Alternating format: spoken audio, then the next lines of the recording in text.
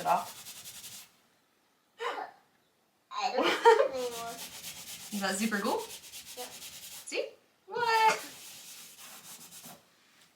You have to get off all the white stuff. Yeah, just except for the white. Want a little more white No, stuff? that white is in the hole. That's a good thing.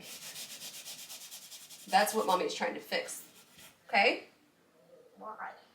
Because you need the spackle to go in the holes so that it covers up the holes so that when you paint, there's no more holes in the wall. Okay? See, watch. You see right there, it filled in those holes? Yeah. Gotta fill that hole in right there. You see that one? That one got missed on accident. I'll have to come back and fix that one. Sound good? Hi, you guys. Happy whatever day of the week it is. That's kind of where my life is at right this very minute.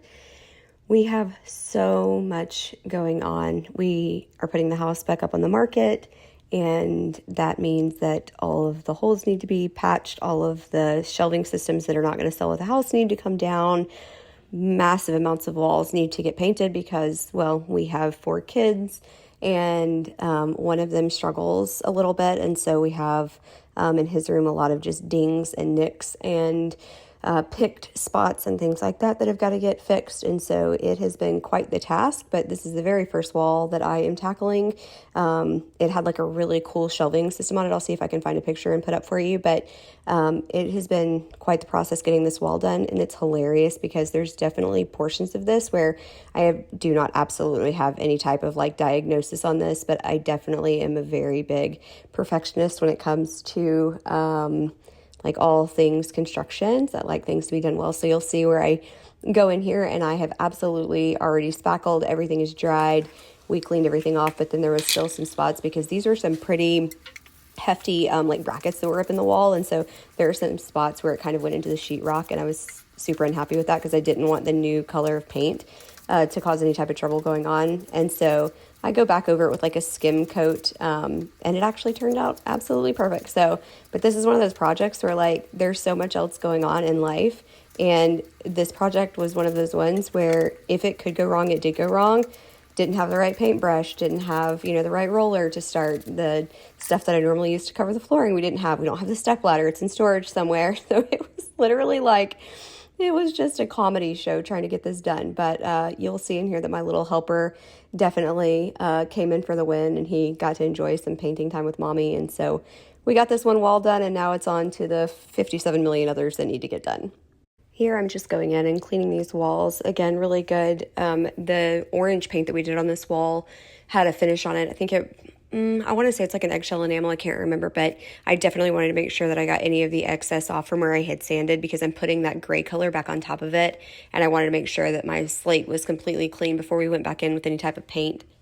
And then I just came through with my primer color and did like the patching over top of where I had done all of the spackling and sanding. This just gives it a really, really clean finish when you come back over the next time. And so, like I said, I really want this paint job to be beautiful and ready for the next people that own this house. And so I took the extra time, took the extra patience to just get this little section done. I was totally teasing with the boys on this right here. I shook this paint can for so long that I was like, okay, cool, no arm workout for the day because this is absolutely my arm workout. It is, this is nearly a full thing of paint, but we've had it for a little while, and I certainly was not going to drive to the other side of town to get it shaken. So I was the shaker for the day. Now back up.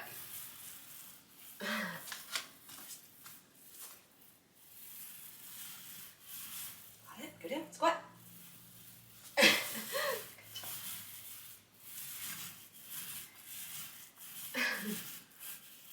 Down, down.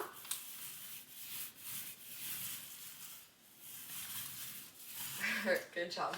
Go finish your cereal. Thank you for your help. Do you remember how I said like 5 seconds ago that everything could go wrong, did go wrong? Yeah, this is another example of that. Every single time that Wyatt and I move, the focus derails. Ask me why, I have absolutely no idea. It was kind of, over the next couple of clips here, it was kind of a cloudy day, and I think the clouds were kind of covering up the sun, uncovering the sun, covering the sun, uncovering the sun, and that is what happened. But I am truly sorry. Clearly my videos don't normally look like this, but bear with me. The end wall is absolutely beautiful.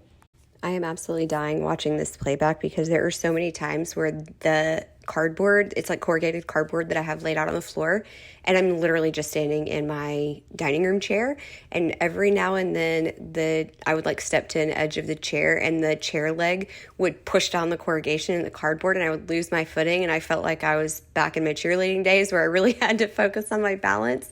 What a nightmare this wall was. I am so not kidding. If nothing else, I am here to entertain you. See? I mean, could I seriously stretch any further? I am on my tiptoes, stretching as long as my 4'11" self will stretch to get to the top of the ceiling. Oh, Lord. Hopefully the next video is not quite so crazy. Oh yeah, I forgot about this clip. I'm going to insert one of those disclaimers about if you can't do flashing lights, you probably want to turn this part off. I can't even with what's happening in this video. It almost looks psychedelic for the next few seconds. Bear with me. I would like to tell you it's going to get better, but the chances are slim. Let's just speed this mess up and get it over with. I'm just going to throw you in a little bit of rock music and let this mess go.